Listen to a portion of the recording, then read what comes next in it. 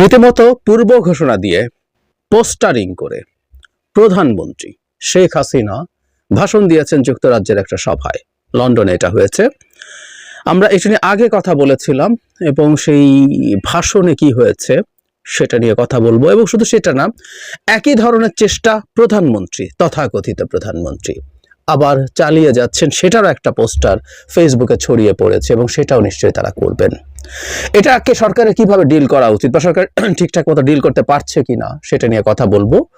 এবং এবারকার এই সভার একটা গুরুত্বপূর্ণ ডাইমেনশনও আছে, সেটা নিয়েও কথা বলতে চাই। তার আগে একটু জানি যে উনি আসলে কি বলেছেন।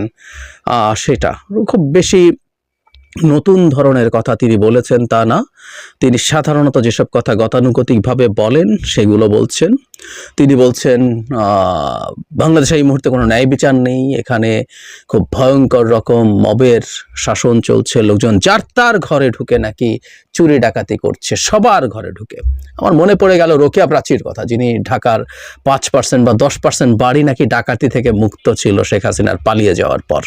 ঠিক একই রকম বক্তব্য এখানে। তিনি যেসব লোকাল গভর্নমেন্ট বাতিল করা হয়েছে সেগুলোর তীব্র প্রতিবাদ করেছেন। এগুলো প্রত্যেকটা নির্বাচনের মাধ্যমে, নির্বাচন কমিশন এসব নির্বাচন করেছে এবং নির্বাচনের মাধ্যমে তারা দায়িত্বে এসছে, ক্ষমতায় এসছে, সুতরাং তাদেরকে দায়িত্ব দিয়ে মানুষকে সেবা করতে দিতে হবে। তিনি সরকারি কর্মকর্তা কর্মচারীদের হয়রানি বন্ধ করার কথা বলছেন। মানে একটা কথা আমি একটু বলে রাখি শেখ হাসিনাকে বা আওয়ামী লীগকে, তারা যদি সরকারি কর্মকর্তা কর্মচারীদের হয়রানি তার ভাষায় বন্ধ করতে চান তাহলে তাদের পক্ষে কথা কম বলতে হবে। এই প্রজাতন্ত্রের কর্মচারীরা যারা আসলে শেখ হাসিনার কর্মচারীতে পরিণত হয়েছিল, তারা কি করেছে এটা আমরা জানি। আজকের বাংলাদেশে আমরা বিভক্তি বাড়াতে চাই না, তাই অত্যন্ত ভয়ঙ্কর গর্হিত অপরাধী ছাড়া বাকিদেরকে নিয়ে কাজ করার চিন্তা করা হচ্ছে। কিন্তু তাদেরকে নাকি হয়রানি করা হচ্ছে। সত্যিকার অর্থে সরকার সেই তুলনায়, আমাদের অনেকেরই অসন্তোষ আছে, সেই তুলনায় সরকার আসলে এদের বিরুদ্ধে তেমন কিছুই করেনি। এটা নিয়ে যৌক্তিক ক্ষোভ অনেকেরই আছে। আওয়ামী লীগের সবাইকে মুক্তি দিতে হবে এবং সবার মামলা প্রত্যাহার করতে হবে। আমরা জাস্ট শুনে রাখি তিনি এসব অভিযোগ করছেন। তারপর তিনি একটা খুব গুরুত্বপূর্ণ প্রশ্ন তুলছেন যে এই অভ্যুত্থানে যারা জড়িত ছিলেন তারা প্রত্যেকে ক্রিমিনাল, এবং উনি এনেছেন দায় মুক্তি কথাটাকে নিয়ে, যে তারা দায় মুক্তি দিচ্ছে কারণ তারা জানে তারা ক্রাইম করেছে। এবং দারুণ কৌতুক উনি করেন, যেমন আবু সাইদের নাম নিয়েছেন, মুগ্ধর নাম নিয়েছেন, নিয়ে বলেছেন সবার হত্যাকাণ্ডের সাথে মাস্টার মাইন্ড ডক্টর ইউনূস জড়িত। এই শব্দটা ইদানিং আমরা খুব শুনি, শেখ হাসিনাও ব্যবহার করছেন, তিনি তাকে দায়ী করছেন। উনি শক্তি প্রয়োগ করতে চাননি, করলে অনেক বেশি মানুষ হতাহত হতে পারত, সেই কারণে তিনি চলে গেছেন। এবং পুলিশকে পরিকল্পিতভাবে হত্যা করা হচ্ছে এবং পুলিশকে মিথ্যা অপবাদ দিচ্ছেন। যদিও আমাদের এখনকার পুলিশের দায়িত্বপ্রাপ্তরা তাদের অতীত আচরণের জন্য, ভুলের জন্য ক্ষমা চাইছেন। এই ডিএমপি কমিশনারও ক্ষমা চেয়েছেন, আমরা সেটা দেখেছি, এটা রাইটলি উনি করেছেন। গণভবনে লুটপাটের কথা এনেছেন, উনি চলে গেছেন। এবং সংসদ ভবনের এবং এমপি হোস্টেলে লুটপাট হয়েছে বলে তিনি বলছেন, এবং গণভবনে হয়েছেন। এবং একটা খুবই অদ্ভুত জিনিস আগেও উনি বলেছেন, আবারও বলেছেন, ডক্টর ইউনূস যে গণভবনে গেল সেটার দিকে ইন্ডিকেট করে উনি বলছেন তিনি এবার বাকি লুট করতে গেছেন। এবং খুব মজার ব্যাপার, ওখানে উপস্থিত লোকজন এটাই হাততালি দিচ্ছে, সেইম বলছে। মানে ডক্টর ইউনূস গণভবনে লুট করতে যাচ্ছে, এই কথা শেখ হাসিনার মতো মানুষ বলতে পারেন, অবশ্য উল্টো শেখ হাসিনার মতো মানুষই বলতে পারেন, এবং তার আশপাশের লোকজন সেটাকে দারুণ এনজয় করেন, হাততালি দেন। বাংলাদেশে নাকি ভীষণ লুটপাট হচ্ছে, শেয়ার বাজারে টাকা পাচার হয়েছে, ব্যাংকের টাকা পাচার হচ্ছে। আমরা একটু শুনে রাখি, মানে শেখ হাসিনার বিরুদ্ধে আমরা যা যা কথা বলতাম ঠিক সেগুলো উনি ফিরিয়ে দিচ্ছেন। গণহত্যার অভিযোগ করছেন সরকারকে, টাকা পাচারের অভিযোগ করছেন, অর্থনীতিকে ধ্বংস করার অভিযোগ করছেন। বাংলাদেশের 2041 সালের মধ্যে নাকি বিরাট উন্নত হয়ে যাওয়ার কথা ছিল, স্মার্ট হয়ে যাওয়ার কথা ছিল, সেটা ধ্বংস করছে এখন ইউনূস। এবং 3টা গ্রুপকে, ইউনূসকে উনি ইন্ডিকেট করছেন বারবার। এবং এবার দেখলাম উনি ডক্টর ইউনূসের সাথে স্বৈরাচারী এবং ফ্যাসিস্ট শব্দটা বারবার ব্যবহার করছেন।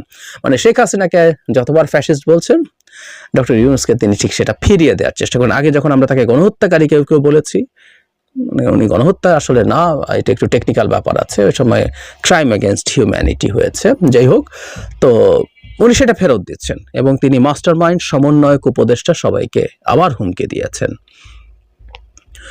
ওনার খুব দুঃখ, উনি নাকি সবার গরিবের পেটে ভাত দিয়েছেন, দেশের উন্নয়ন করেছেন। এটাই কি তার অপরাধ? অপরাধের প্রশ্ন এসছে কারণ তাকে আন্তর্জাতিক অপরাধ আদালতে বিচার করা হচ্ছে এই অপরাধে কিনা। না, শেখ হাসিনা, আপনাকে বিচার করা হচ্ছে মানবতা বিরোধী অপরাধের জন্য। আপনি ক্রাইম অ্যাগেন্স্ট হিউম্যানিটি করেছেন, যে অপরাধটা সাধারণ ফৌজদারি অপরাধ না। এটা বাংলাদেশ তো বটেই, সারা পৃথিবীর বহু জায়গায়, বিশেষ করে ইন্টারন্যাশনাল ক্রাইম ট্রাইব্যুনালেও আপনার বিচার করা যাবে। আপনি আপনার দেশের মানুষকে খুন করেছেন, গুম করেছেন, কাস্টোডিয়াল টর্চার করেছেন ক্ষমতায় থাকার জন্য, কিন্তু এগুলো মানবতা বিরোধী অপরাধ বলে সেটা করা যায়। উনি সংবিধান দেখাচ্ছেন আবার, যারা হত্যা এবং কু করে ক্ষমতায় এসছে। আমরা জানি সংবিধানের একটা অনুচ্ছেদ নিয়ে অনেক আলাপ হয়েছে।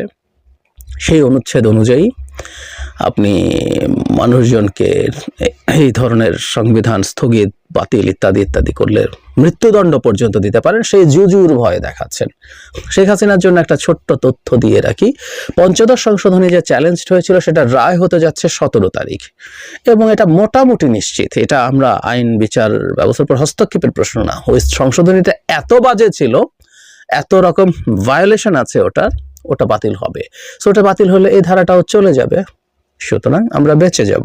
তবে হ্যাঁ, এই কথা আগেও বলেছি, এখনো বলছি, শেখ হাসিনা ফিরে আসলে এইটা আমরা এই অনুচ্ছেদ যাক বা নতুন সংবিধান লিখি, সেই সংবিধানে অভ্যুত্থানকারীদেরকে জাতি সূর্য সন্তান বলে তাদেরকে ভবিষ্যতের সব অপরাধ থেকে মুক্তি দিয়ে লাভ নেই। শেখ হাসিনা সবাইকে আসলেই দেখে নেবেন। তারপর খুনিদের বিচার তিনি করবেন। এই যারা আন্দোলনে ছিলেন, অভ্যুত্থানে ছিলেন, সবার বিচার করবেন, যেমন যুদ্ধ অপরাধের বিচার তিনি করেছেন ইত্যাদি ইত্যাদি।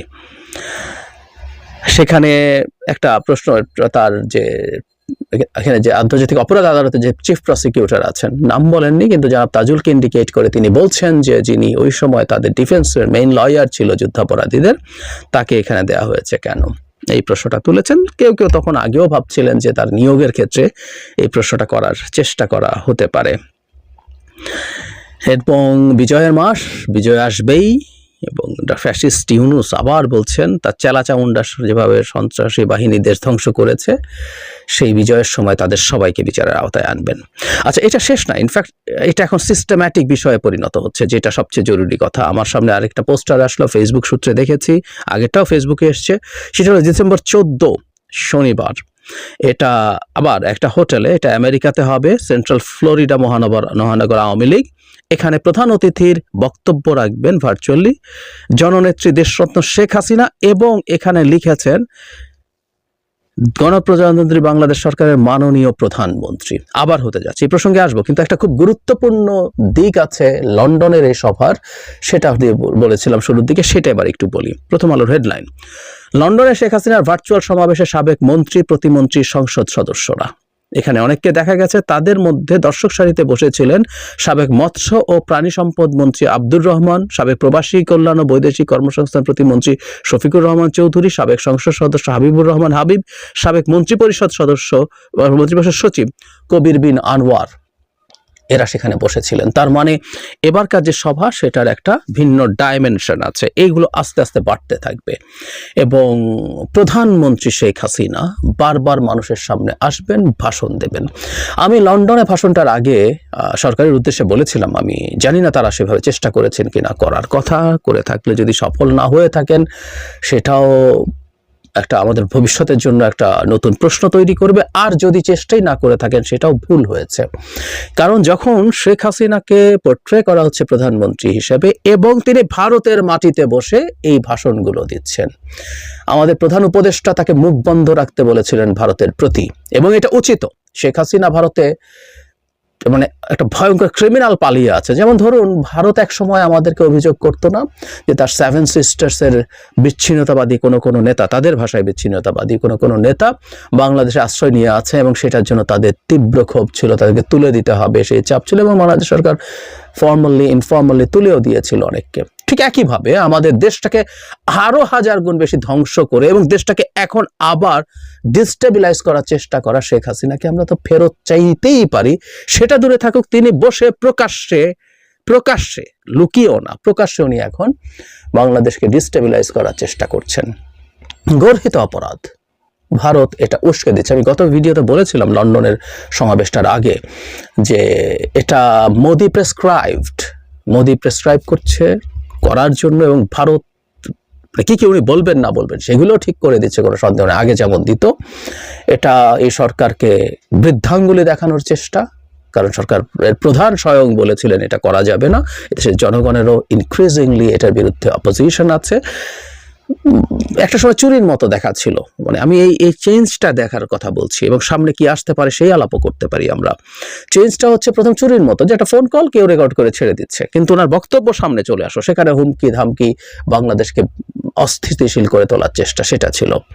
তারপর এবারের দফায় এসছে, এরপর চিন্ময় গ্রেফতারের পর ফেসবুক স্ট্যাটাস ফর্মাল, তারপর এবার ঘোষণা দিয়ে প্রধানমন্ত্রী হিসেবে, উনি নিজের মুখে এখনো প্রধানমন্ত্রী নিজে দাবি করছে না, কিন্তু উনি পদত্যাগ করতে পারেননি, আগের একটা ভাষণে উনি বলেছেন, নিউ ইয়র্কে যেটা দিয়েছেন, এটা আসবে বারবার এবং পোস্টারে লেখা। তার মানে আমাদের সামনে প্রধানমন্ত্রী শেখ হাসিনাকে এবার আনা হবে, এবং ফর্মালি উনি ফেসবুক স্ট্যাটাস দিচ্ছেন, ওনার বক্তব্য ঘোষণা দিয়ে বক্তব্য প্রচার করছেন, মানে উনি পলিটিক্যালি এনগেজড হয়ে গেছেন, ইনভলভড হয়ে গেছেন। Sheikh Hasina politically involved engaged হলে খুব বেশি ক্ষতি আমাদের আছে আমি মনে করি না, এটা একেবারেই না। কারণ আমি মনে করি উনি যত কথা বলবেন এই দেশের মানুষজনের সামনে, তার স্মৃতির যে ট্রমা তিনি যা করেছেন সেটা ফিরে আসবে, সেটা আরো, সেই ট্রমাটা আরো জীবন্ত থাকবে, আরো তাজা থাকবে, এটা থাকা উচিত, এটা ভালো। কিন্তু ভারতের আচরণকে আমার মনে হয় এখানে বিশ্লেষণ করা দরকার। ভারত তার যে অ্যাটিটিউড, সেটা মানে বাংলাদেশের প্রতি অত্যন্ত নেগেটিভ যে অ্যাটিটিউড, সেটা ধরে রাখছে, সেটা কন্টিনিউ করছে। এটা তাৎপর্যটা মূলত ওই জায়গায়, ওইভাবে দেখতে হবে। এবং ভারতের উপরে সরকারের আসলে প্রকাশ্য এবং ডিপ্লোম্যাটিক চ্যানেলে তীব্র চাপ তৈরি করতে হবে, শেখ হাসিনা ভারতে বসে যেন এই ধরনের কোনো কিছু করতে না পারেন। কারণ আমি আগেও বলেছি, আমি আবারও বলি, আমি মনে করি যে আস্তে আস্তে এই আলাপটা মাটিতে ছেড়ে দেওয়া হবে। তিনি বৈধ প্রধানমন্ত্রী, এবং একটা পরিস্থিতি যদি দেখা যায় যে একটা প্রবাসী সরকার করব ভাব, এটা দেখানোর চেষ্টা তাদের দিক থেকে হতে পারে। আমাদের সরকারের এই ব্যাপারে সতর্ক থাকা উচিত, এবং যেখানে এই ধরনের ঘোষিত প্রধানমন্ত্রী হিসাবে ঘোষিত সমাবেশ করছে, এবং বিদেশি আওয়ামী লীগের শাখা, লন্ডন বা যুক্তরাজ্য আওয়ামী লীগ বলে পোস্টারিং হয়েছে, এটা অবৈধ। একইভাবে এখন একটা শহরের নামে আওয়ামী লীগের পোস্টার, বাংলাদেশের বর্তমান আইন অনুযায়ী, আরপিও অনুযায়ী, যেখানে রাজনৈতিক দল নিবন্ধনের শর্ত আছে, সেখানে কোনোভাবেই একটা দলের প্রবাসী শাখা থাকতে পারে না। এই ব্যাপারগুলোতে সরকারের সিরিয়াসলি কাজ করা উচিত।